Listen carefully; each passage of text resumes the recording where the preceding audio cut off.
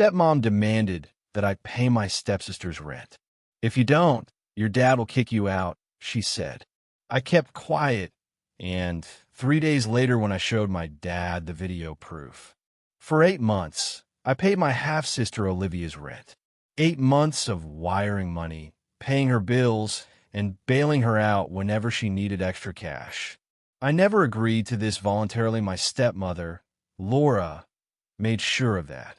She didn't ask, she demanded. She made it sound like it was my duty as a brother that family takes care of each other. But what she really meant was that I should take care of Olivia while she and my dad did nothing. At first, I went along with it. I thought I was doing something good, something that would make me a better son, a better brother. I thought Olivia would at least appreciate it. She didn't. I found out by accident.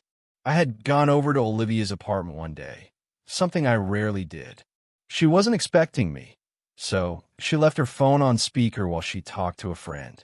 I didn't even pay attention at first until I heard my name. Her friend must have been asking about the rent, because Olivia laughed and said, "Oh, Edwin's still paying for everything. Can you believe that? He's such a loser." The friend giggled, and Olivia continued, "I don't even have to ask. My mom just tells him, and he sends the money. It's actually hilarious." I just stood there, my stomach churning. I had spent months helping her, giving her my own savings, thinking I was making a difference. And the whole time, she and her mother were laughing at me behind my back. I didn't say anything. I just walked out and went home. And after that day, I stopped paying. I didn't warn her. I didn't explain. I just stopped. It didn't take long for Laura to find out. 3 days after Olivia's rent was due, she showed up at my apartment angry. She didn't even bother to knock. She just walked in like she owned the place. Olivia was right behind her, arms crossed, looking very interested in how this was going to play out. Laura got right to the point. "Why didn't you send the money?" I leaned back on the couch. Didn't feel like it. Her eyes narrowed. "That's not an answer, Edwin. You know Olivia needs the money." I shrugged. "She'll figure it out." Laura's face turned red. She launched into a speech about responsibility, about how I'd agreed to help, about how Olivia couldn't afford the apartment on her own. I let her talk. I didn't interrupt. I just waited, knowing exactly what would come next. And then she said it. The real threat. "If you don't pay, Dad will throw you out." That got my attention. I sat up. "What?" She crossed her arms. "You heard me. This apartment? It's in his name. He let you live here when you were a kid, but legally it's still his. If I tell him what you're doing, if I tell him you're abandoning Olivia, he'll make you leave. And believe me, he will listen to me." I looked at Olivia. She had a smug little smile on her face, as if she knew she had won. I didn't argue. I didn't shout. I just nodded. "We'll see." Laura smiled. "I hope so, because your sister needs stability. And you're her brother. You should already know that." I just nodded again. "Yes. Yes, I know." They left, satisfied that they had put me in my place. What they didn't know was that I had something else planned. 3 days later, I asked my father to meet me in a neutral place. I had something to show him. And when he saw it, everything would change. 3 days after Laura's little threat, I met my father in a coffee shop. I chose the place carefully, not too close to home, not too fancy, just a quiet place where no one would recognize us. I wanted him to feel comfortable. But more importantly, I wanted him to listen. He showed up looking impatient, as if he had more important things to do. Typical. He never had much time for me, unless Laura made him. "What's this about?" he asked, putting down his coffee. "Laura said you were causing problems." I almost laughed. Of course, she had gotten to him first. I didn't waste any time. I pulled out my phone, tapped the screen, and slid it across the table. "Just watch." He frowned but picked it up. His expression was bored at first until he saw what I had filmed. The video began with Laura sitting in a parked car. Not our family car. Not even a rental. She was in the passenger seat of a man's sedan, and the man sitting next to her wasn't my father. He was Indian, mid-40s, and the way she looked at him wasn't the way you look at a friend. Then came the part that mattered. She reached over, took his hand, and kissed him, right on the lips. My dad didn't blink. His face didn't change, but I saw his grip on the phone tighten. I let him watch the whole thing. When it was over, I finally spoke. I caught them by accident. I was out last week, and I saw her get in the car. I thought it was weird, so I recorded a little just in case. Then I followed them. He didn't say anything, so I continued. They went into a restaurant. I was sitting a couple of tables away. I didn't even try to catch them, but she didn't exactly hide it. I pulled out another video, this one from the restaurant. Laura and the guy were sitting close together, whispering and laughing. At one point, he leaned over and kissed her on the cheek. I played that too. Like the dad hung up the phone. He stared at her for a long time. Then he rubbed his face, exhaled, and finally looked at me. Are you sure about this? Dad, you just saw it. His jaw tightened. He picked up the phone again, played the first video, then the second. I could see the war in his mind. He wanted to deny it. He wanted to believe that there was some logical explanation. But there wasn't. Finally, he asked, "Who is he?" "I don't know his name," I admitted, "but I know where he works." I looked him up. I slid over a napkin on which I had written the address of the guy's office. Some financial firm downtown. Dad sat back, gripping his coffee cup so tightly I thought it might break. And then, to my surprise, he laughed. A dry, humorless chuckle. "And here she was telling me you were the problem." Bingo. I leaned forward. "Yes. She said if I didn't keep paying for Olivia's apartment, she'd make you kick me out." His eyes snapped back to mine. "She said what?" "She said the apartment is in your name. And if I don't keep paying Olivia's rent, she'll make you kick me out." He shook his head, muttering something to himself. Then he took out his phone, scrolled for a second, and put it to his ear. Laura answered on the second ring. I could hear her voice over the speaker. "Hey, honey, what's up?" His voice was ice cold. "Where are you right now?" She hesitated. At home." "Why? Are you?" Another pause. "Yes." He looked at me. I had my answer ready. I pulled up a live street cam on my phone. It showed an intersection downtown, and right there, in the crosswalk, was Laura, with him. I flipped the screen over to my dad, just as Laura laughed at something the guy said, and put her arm through his. Dad's face went blank. He took the phone off speaker and said, "I'll be home soon." Then he hung up. He stood up, looking calmer than I expected. But I knew that look. It was the look of a man about to drop a bomb. "What are you going to do?" I asked. He didn't answer right away. Then he smiled just a little. "Oh, she wants to play games? Fine, let's play." And with that, he walked out. I had no idea what would happen next. But I knew one thing for sure. Laura had just made a big mistake. I sat in the cafe for a few minutes after my father left, just letting everything sink in. Laura had no idea what was about to happen. She had spent years manipulating my dad, making him believe she was the perfect wife while secretly controlling everything, especially when it came to me. She always made sure my dad saw me as the problem, the ungrateful son, while she and Olivia played the victims. But now, she was about to find out what happens when you push someone too far. An hour later, my cell phone buzzed. It was my dad. "Dad, come to the house. Right now." That was all he said. No explanation. No details. I didn't hesitate. I got in my car and drove over, anticipating what was to come. The moment I walked in, I felt the tension. Laura was standing in the living room, her face flushed with anger. Olivia was right next to her, arms crossed, glaring at me as if I had just ruined her life. My father stood across from them, too calm, too controlled. And that's how I knew things had already exploded before I got there.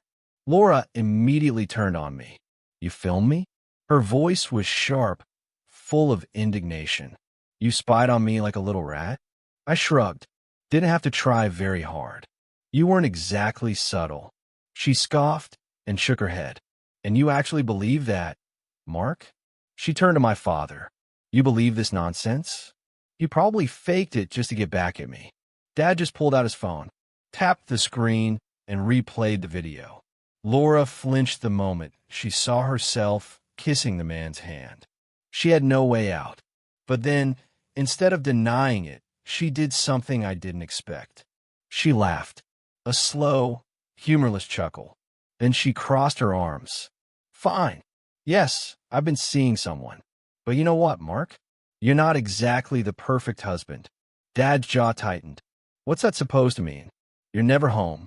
You bury yourself in work, come home late, and expect me to just sit here and wait for you? Maybe if you had actually paid attention to me, I wouldn't have had to find someone else. I blinked. Was she actually trying to blame him for her cheating? Dad exhaled and shook his head. You could have just walked away, Laura. But instead, you used me. And you used him. He gestured at me. Laura rolled her eyes. Oh, please. This is about that stupid rent thing, isn't it? You're mad because I asked Edwin to help his own sister? She's not my sister, I said flatly. Laura's face twisted in anger. Yes, she is. You share a father, don't you? Before I could answer, Dad interrupted. Edwin is not responsible for Olivia and never has been. That was your job. And instead, you tried to manipulate him into paying for her life while you laughed at him behind his back. Olivia finally spoke up. Mom didn't force him to do anything. He agreed. If he was stupid enough to pay, it's his fault. Dad turned to Olivia, his voice cold. You knew about this? Olivia lifted her chin. Of course I knew, and I don't regret it. He was stupid enough to pay for 8 months. That's on him. Laura put a protective hand on Olivia's arm. See, this is why you always treated my daughter differently. You never accepted her as part of the family. Dad sighed and ran a hand through his hair. You really don't get it, do you? He glanced at Olivia, then back at Laura. This isn't about me not accepting her. This is about you being a liar and a cheat, and the fact that you raised her to be just like you. Olivia scoffed. You know what? We don't need you. Mom and I will get our own place. I raised an eyebrow. With what money? That wiped the smirk off Olivia's face. Laura straightened. We'll figure it out. Then she turned back to Dad. But I'm telling you right now, Mark, you're not getting rid of me that easily. Dad exhaled and shook his head. I've already spoken to a lawyer. Laura flinched, and for the first time, I saw real fear in her eyes. Dad continued. I've already started the divorce proceedings, and I'm going to make sure that you don't get a single cent from me that you don't deserve. Olivia snapped. You can't do that. Laura recovered quickly, her lips curling into a smile. Oh, Mark, you really think this is going to be easy for you? I'll fight you in court for everything. I've been your wife for 8 years. I have rights. Dad smiled just a little. You could try, but I've documented everything. And thanks to Edwin, I have proof of your affair. That'll make sure you don't get a cent more than you should. Laura's face twisted in anger. You little snake. She hissed at me. I just smiled. Oh, don't worry. You'll hate me even more soon. She grabbed Olivia's hand. Come on, sweetheart. We don't have to stay here and be disrespected. They stormed for the door. But before they left, Laura turned and pointed at my father. You are making a mistake. And believe me, you will regret it. Dad didn't even look up. Goodbye, Laura. And just like that, they were gone. But something told me it wasn't over. Laura wasn't the type to go quietly. And I had a feeling she wasn't done trying to make our lives miserable. For the first time in years, the house was quiet. After Laura and Olivia stormed out, my dad just sat down on the couch, rubbing his temples like he had migraine. I didn't say anything right away. I just watched him, waiting to see how he would react now that the storm had passed. Finally, he looked up at me. Well, that was a disaster. I sat down across from him. It could have been worse. He chuckled dryly. Oh, it would be worse. Laura isn't the type to walk away without a fight. And he was right. It didn't take long for Laura to strike back. The very next morning, my dad got a call from his office. HR, to be specific. Someone had filed an anonymous complaint against him, accusing him of workplace misconduct. It was complete nonsense, of course. My dad was the most by-the-book person I knew. He'd barely even talk to his coworkers outside of meetings. But that didn't matter. The company had to investigate, which meant he was suddenly under scrutiny. It didn't take a genius to figure out who was behind it. While my dad was dealing with that, I got a taste of Laura's revenge myself. Around noon, I got a call from an unknown number. Normally, I wouldn't have answered, but for some reason I did. The moment I picked up, a man's voice said, "This is a call regarding your overdue balance of $5,200. This is your final warning before legal action is taken." I frowned. "Excuse me? What balance?" The guy on the other end sounded bored. "According to our records, you co-signed a lease agreement for an apartment, and the payment has been overdue for 30 days. That's when it hit me. Olivia's apartment. I felt my stomach drop. I never co-signed anything. There was a pause. Then the man read out an email address, the same one I used. This was the email provided when the lease was signed. Laura. I knew immediately what had happened. She must have forged my name on the lease, knowing I had been paying the rent anyway. And when I stopped, the unpaid rent became my problem. I clenched my jaw. Send me a copy of the paperwork. It took an hour, but when I finally got the email, my suspicions were confirmed. My name was on the lease, except the signature wasn't mine. It was close, but I could tell. Laura had committed fraud. I drove straight to their new place, a tiny apartment that was way worse than Olivia's old one. I knocked hard on the door, and after a few seconds, Laura opened it, looking way too pleased with herself. She smirked. "Oh, Edwin, what a surprise." I held up my phone. "You forged my name on Olivia's lease?" She didn't even blink. "Prove it." I took a step closer. "I already did. I have a copy of the lease, and I know that's not my signature. If you don't fix this right now, I will take this to the police." Olivia came up behind her mom, arms crossed. "Oh, please. What are you going to do, Edwin? Run crying to Daddy again?" I turned to her. "You do realize this means you're getting evicted, right?" That wiped the smirk off her face. I turned back to Laura. "You have until tomorrow to fix this. Pay the overdue balance. Take my name off and admit what you did. If you don't, I'm filing a fraud report. And trust me, it won't end well for you." Laura's smile faltered just a little. "You wouldn't." I held up my phone. "I already have everything I need." For the first time, I saw a real hesitation in her eyes. She thought she was untouchable. She thought my dad and I would just roll over and take it. She was wrong. I gave her one last look before turning to leave. "Your move, Laura." I didn't know what she would do next, but I knew one thing. This wasn't over yet. Not even close. I barely slept that night. Even though I had given Laura an ultimatum, I knew she wouldn't just back down. People like her don't admit defeat. They fight, claw, and manipulate until they have nothing left. I expected her to try something. I just didn't know what. The answer came the next morning. My dad was in the kitchen making coffee when his phone rang. I could tell from his face that it was something serious. He didn't even say anything at first, just listened, his expression getting darker by the second. Then he put the call on speaker. A voice on the other end, a woman from the bank, said, "Mr. Lawson, just to confirm, you did not authorize the attempted withdrawal of $10,000 from your account this morning." My dad's jaw tightened. "No, I didn't." The bank rep sighed. "That's what we thought. We have security footage of a woman trying to access the account. She claimed to be your wife. I already knew who it was before she even said the name. Laura. She must have realized things were crumbling and tried to grab as much money as she could before my dad cut her off completely. What she didn't realize was that my dad had already frozen the account the day before. So when she walked into the bank and demanded the money, she triggered an automatic fraud alert. And because she had used her own ID to prove she was authorized, the bank had everything they needed to report her. By the time my dad and I got to the bank, the report had already been filed. The security footage showed Laura arguing with the teller, getting more and more frustrated when they refused to hand over the money. And then an hour later, 2 police officers showed up at her apartment. I wasn't there to see it, but I heard later that she screamed at them, demanding to speak to my dad, insisting it was all a misunderstanding.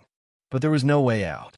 Fraud, attempted identity theft, unauthorized access to financial assets.